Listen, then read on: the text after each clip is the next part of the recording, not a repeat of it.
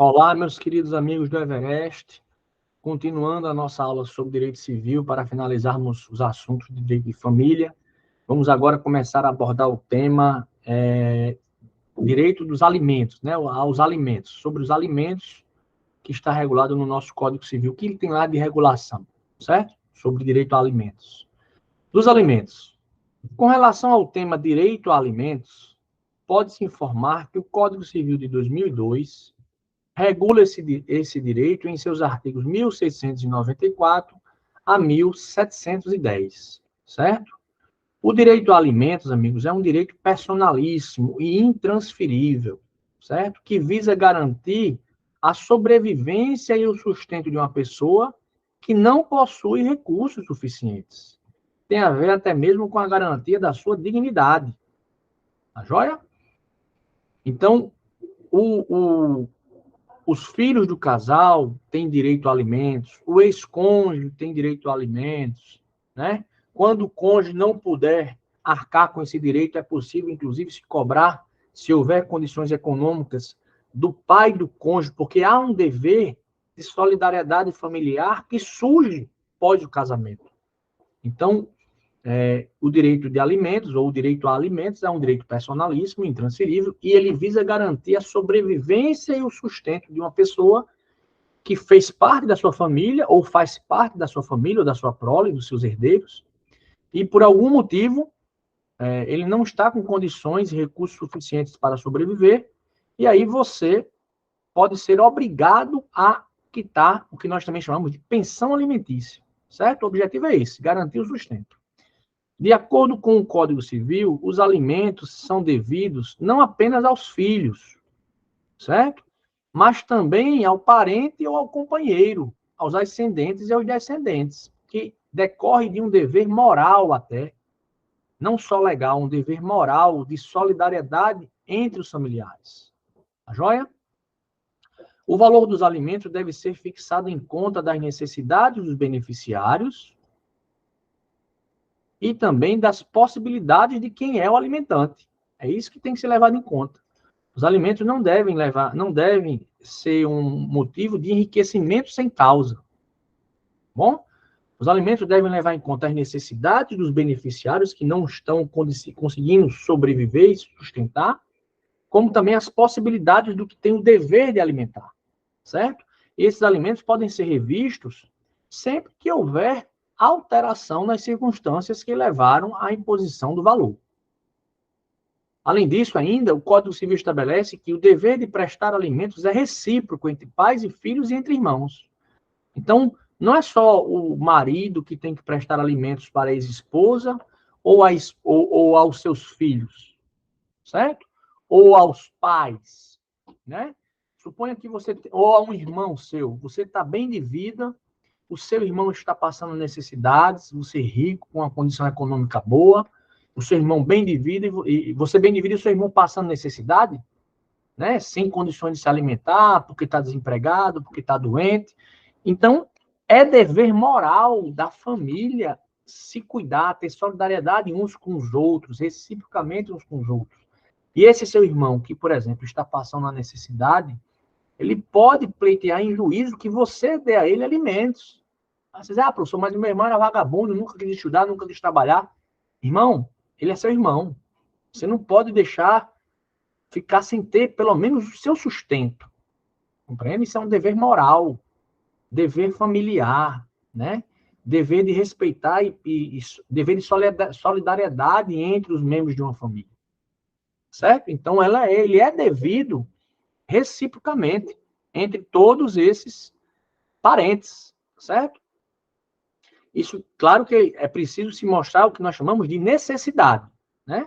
É preciso se mostrar que há uma necessidade e que o outro tem condições de arcar com este auxílio, tem condições de prestar esse auxílio. É importante ressaltar que o direito a alimentos é uma obrigação legal e pode ser exigida judicialmente. Portanto, quando eu estava falando aqui que é uma obrigação moral, mas não é só moral, é uma obrigação legal. Se não for feito de forma voluntária, por um dever moral que o indivíduo deve ter para com os seus familiares, um dever moral de solidariedade, essa pessoa que tem condições de prestar alimentos ao seu parente próximo que está passando por dificuldades, poderá ser exigido judicialmente. Inclusive, se não prestar, poderá ser preso, porque a única situação prevista de prisão civil é por inadimplemento inexcusável de alimentos. Tá certo? Então, muito importante você atentarem para isso. Então, é importante saber que o direito a alimentos é uma obrigação legal e pode ser exigido judicialmente caso o alimentante se recuse a cumprir com o seu dever de alimentar. Certo? O não pagamento de alimentos pode resultar em penas civis, multas e até em prisão, como nós dissemos há pouco tempo atrás. Certo? Em resumo, o Código Civil 2002 regulamenta o direito a alimentos e estabelece regras para a fixação e revisão do valor dessa pensão alimentícia ou desses alimentos, como também são chamados na lei, visando garantir a subsistência daqueles que não possuem recursos suficientes para prover o próprio sustento. E aí nós vamos debater aqui os artigos que abordam e regulamentam os alimentos no Código Civil.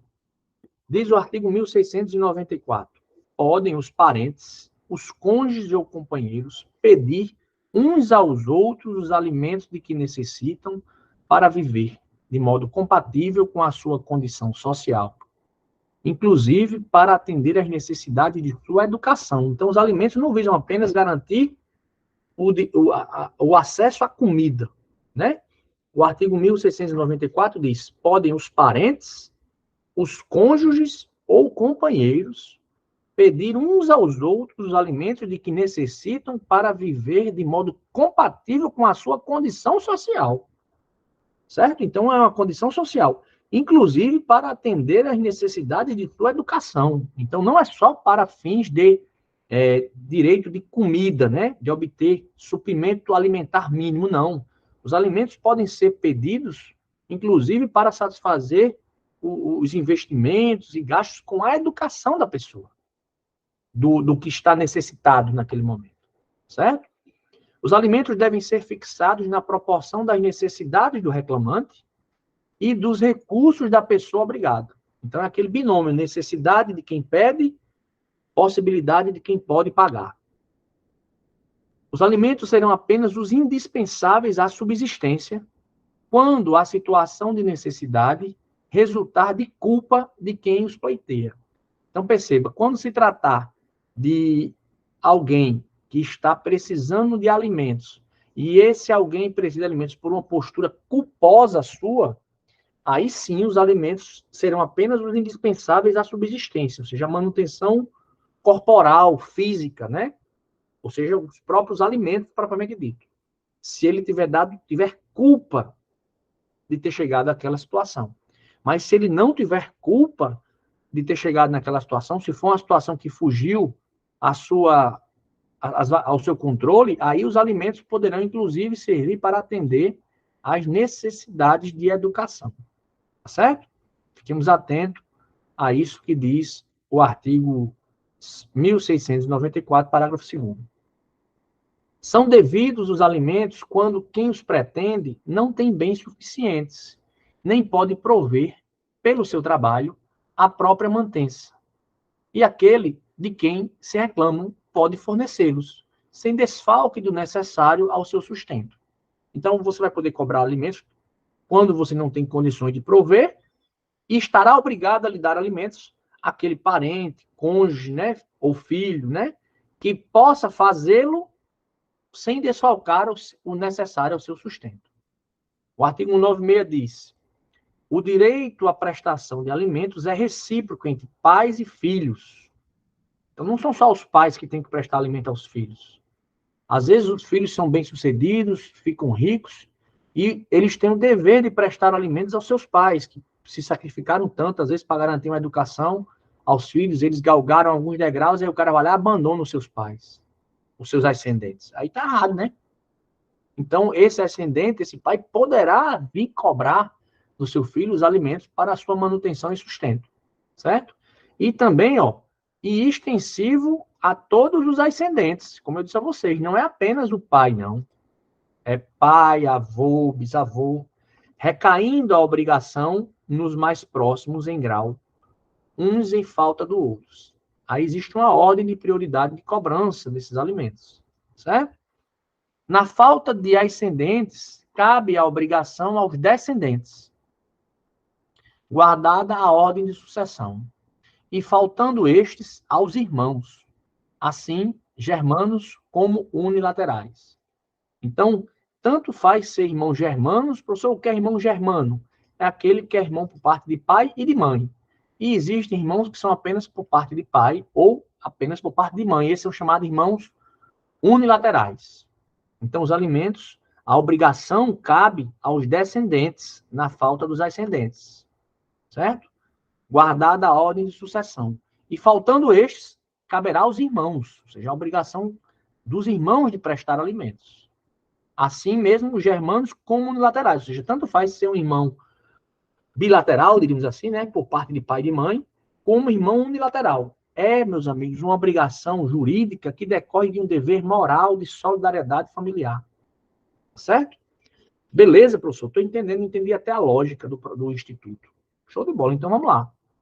O artigo 1698 diz o seguinte, ó, se o parente que deve alimentos em primeiro lugar não estiver em condições de suportar totalmente o encargo, ou seja, a obrigação de pagar alimentos, serão chamados a concorrer os de grau imediato. Então, se eu tenho que cobrar uma pensão, eu tenho um filho, aí a minha esposa, me separei da minha esposa, vamos supor, e ela está com dificuldade de sustentar os meus filhos, o meu filho sozinha, e ela vem me cobrar a pensão.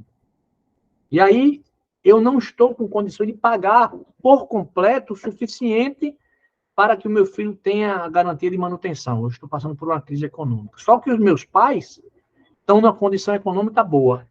Então, os meus pais serão chamados a concorrer para o cumprimento, para complementar essa obrigação de alimentos. Sendo várias as pessoas obrigadas a prestar alimentos, todas devem concorrer na proporção dos seus respectivos recursos. E, intentada a ação contra uma delas, poderão as demais ser chamadas a entregar alívio. Porque, às vezes, né, vários são os obrigados a prestar alimentos, vários. E aí, todos poderão ser chamados para estar no polo passivo da alívio. Certo? Se fixados os alimentos, sobrevier mudança na situação financeira de quem os supre, ou na de quem os recebe, poderá o interessado reclamar ao juiz, conforme as circunstâncias, a exoneração, a redução ou a majoração do encargo, ou seja, chama-se ação de revisão alimentar, ação revisional alimentar, ou seja, você tem que prestar um alimento de 10 mil reais para uma criança. Você ganhava 100 mil, prestava 10 mil reais de alimento para uma criança. Ou então para a sua ex-esposa. A sua ex-esposa começa a ganhar 200 mil por mês. Você pode pedir para ser exonerada dessa prestação de alimentos. Né? Ou ela, por exemplo, não ganhava nada, estava desempregada, e ela era sua ex-esposa. E aí você tem a obrigação de alimentos para com ela. E aí você presta os alimentos de 10 mil reais, ela arranja um emprego que está ganhando mais do que você. Você pede para exonerar esse alimento. Então, ela arranjou um emprego que está ganhando menos, mas já está permitindo a você pedir a redução do valor da prestação de alimentos. Aí você pede em juízo, tá certo?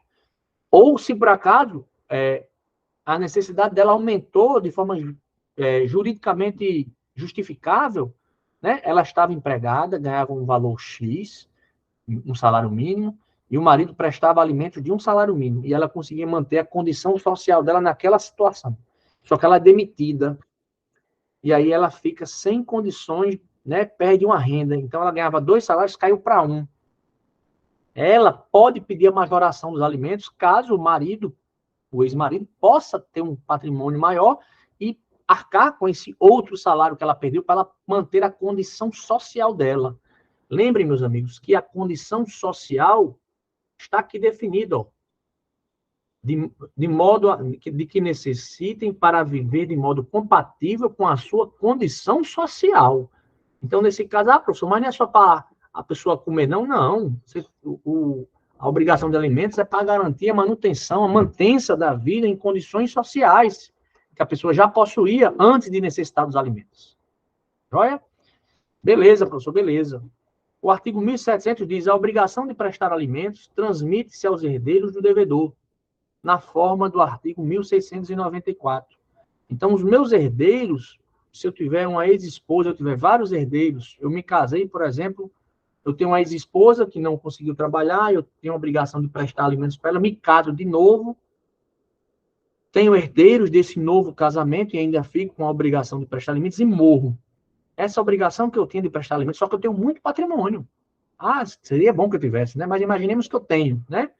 Então, os meus herdeiros, ou seja, a minha atual cônjuge, a minha nova esposa, e os meus filhos, que serão os meus herdeiros nesse caso, e eu tenho um grande patrimônio, a obrigação que eu tenho de prestar alimentos para com a minha ex-esposa continuará devendo ser prestadas por eles, né?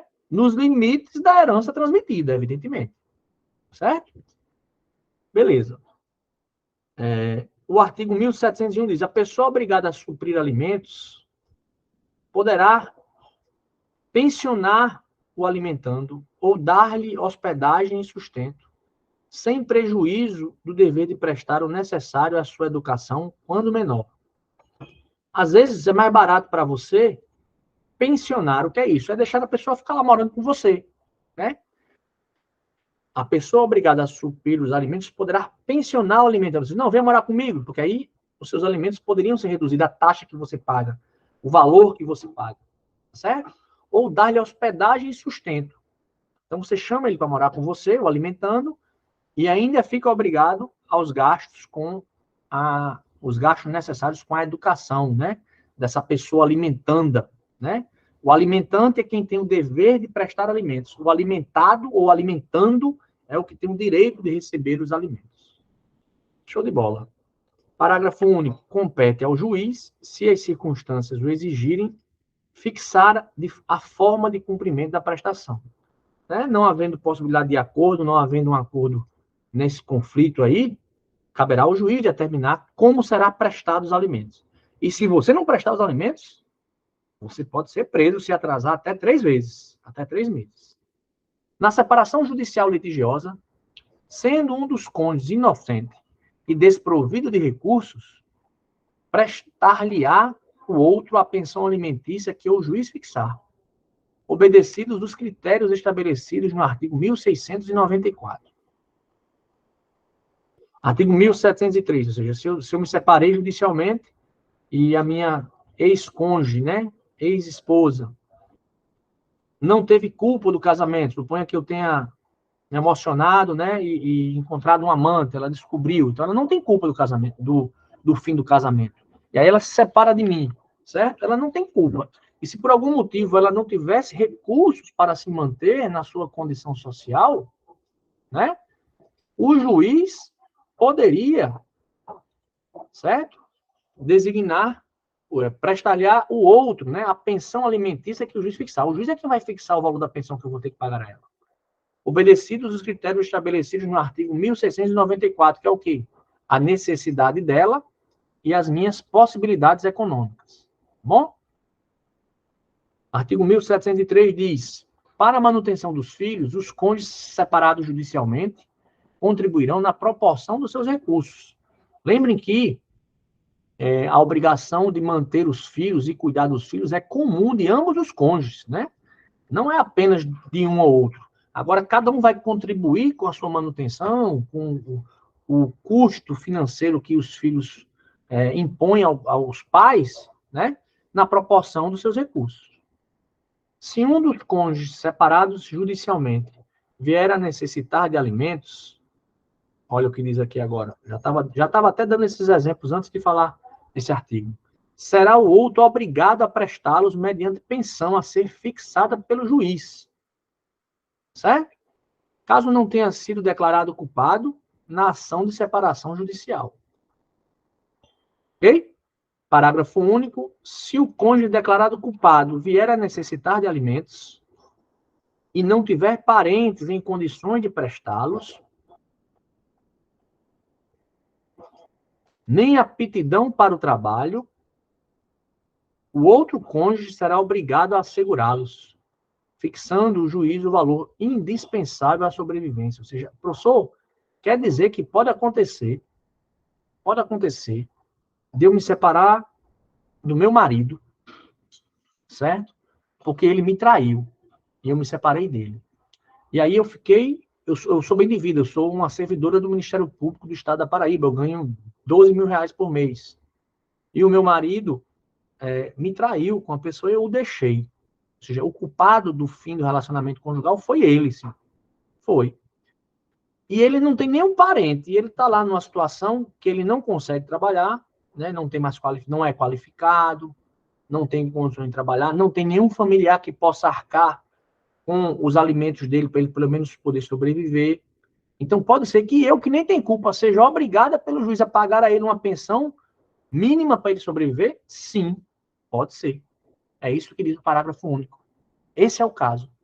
Mesmo ele tendo sido culpado, mesmo eu tendo me separado dele por causa que ele me traiu, sim, dever de solidariedade conjugal.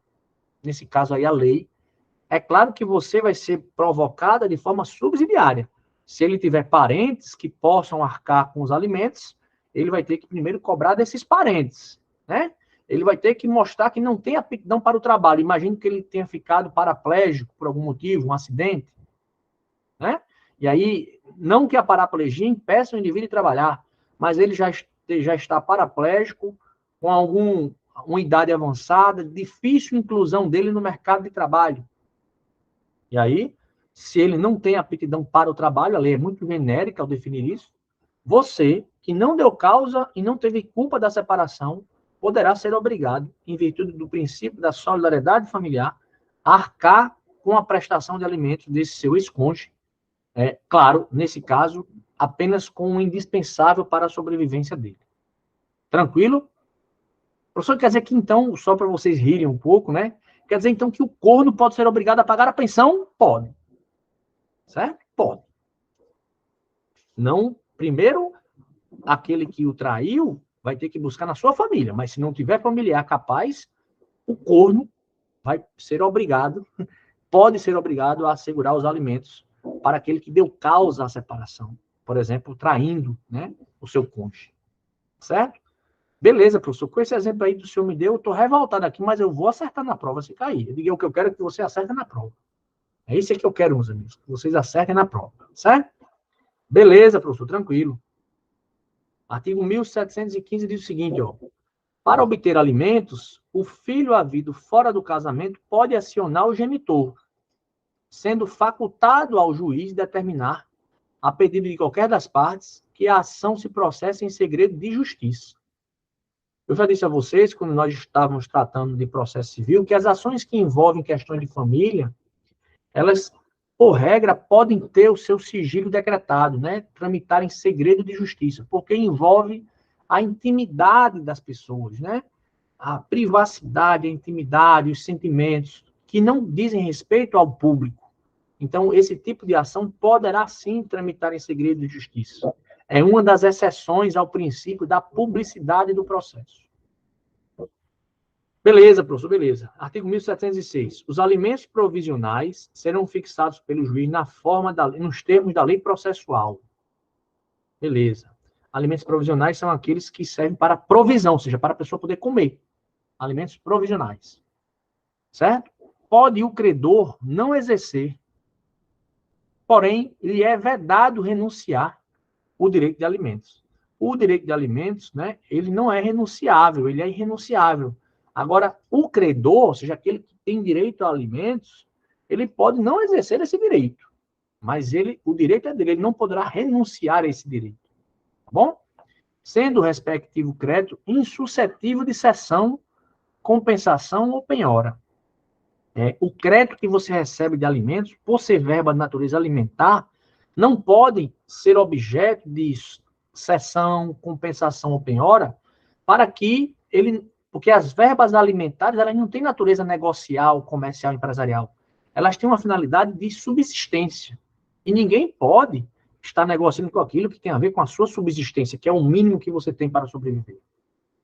Tá bom, meus amigos? Então, compreendido o artigo 1707, vamos ao artigo 1708, que fala o seguinte: com o casamento, a união estável ou concubinato do credor cessa o dever de prestar alimentos. Olha que legal aí. você tem a obrigação de prestar alimentos. Você foi traído, o seu cônjuge, por exemplo, o seu ex-cônjuge que lhe traiu, não tem parentes que possam arcar com os alimentos, não tem aptidão para o trabalho, e você ainda assim está sendo obrigado pelo juiz a pagar o mínimo possível para ele sobreviver, para a subsistência dele. Se ele casar-se, se ele tiver uma união estável, se ele tiver uma relação de concubinato, e iniciar essa relação, aí cessa o seu dever de prestar alimentos. Então, você tem que rezar para que ele arranje logo outro namorado, né, outra namorada, se case, vive em união estável ou tem uma relação constante e frequente em virtude de ambos serem impedidos de se casar, chamada relação de concubinato.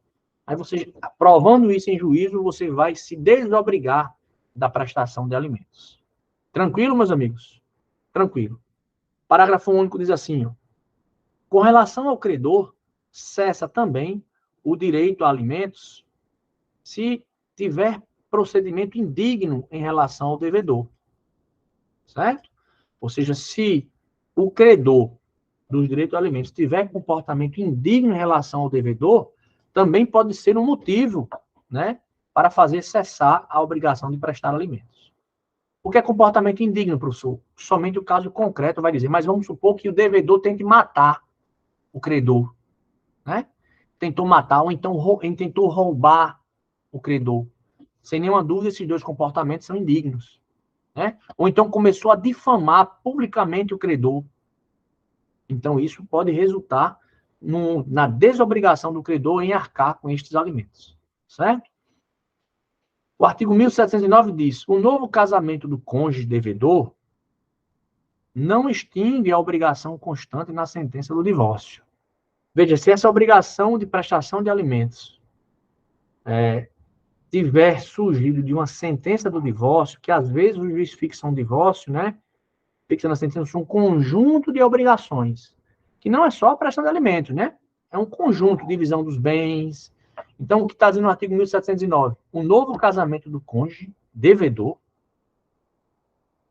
não extingue a obrigação constante da sentença do divórcio. Então, eu sou devedor de pensão alimentícia.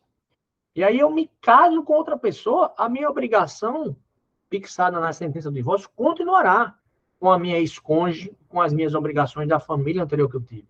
O novo casamento de cônjuge devedor, ou seja, aquele que tem o dever de prestar alimentos, não o inibe, né, em virtude do surgimento de novas despesas com a nova unidade familiar, da obrigação que ele já tinha com a ex-família dele, né, com a ex-esposa, né, com a relação com as obrigações que decorreram do divórcio da relação familiar que ele tinha anterior. Tá joia, meus amigos?